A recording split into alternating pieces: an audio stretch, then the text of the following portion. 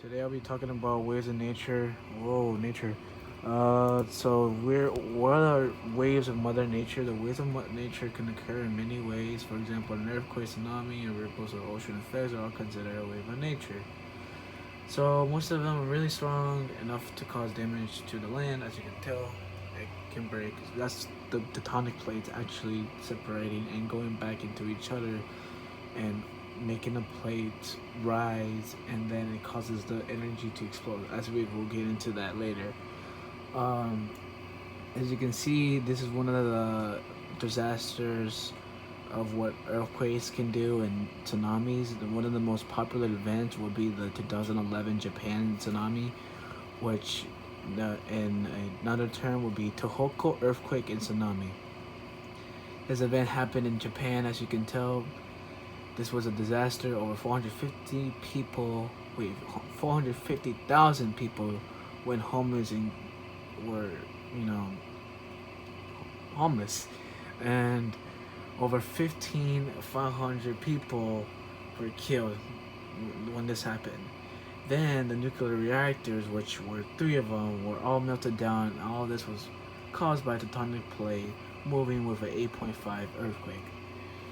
Uh, Earthquakes interact is when both plates are spreading apart along with them coming together, leading for one to go to another. When the others are riding, which then leads to an earthquake, this earthquake will bring the energy up to the waves, causing them to move the waves as fast as a jet. Later, the waves will reach the land with a high increase due to shallowing, where the wave is getting taller from the fact the water is shallower once it's near the land. The final step is an inundation, then drawback to come back with greater force. This is also like a conservative energy and kinetic energy, where it has the most potential energy on the top, and it releases all the kinetic energy to the forward. And yeah, wave of nature is really deadly. It's involved with our daily lives because we have scientists who are semi-sematic.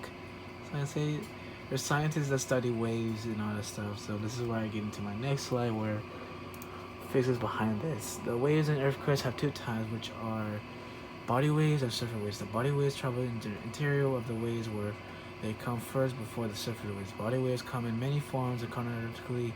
On the other hand, the surface waves are low frequency than the body waves and are entirely responsible for the damage. Yes, that is a fact. They actually, do all the damage. The surface waves are literally called surfaces for a reason, because they damage the surface area, and body waves are inside of our interior earth.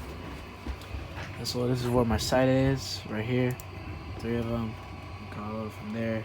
And yeah, this is the waves of nature. Um, yeah.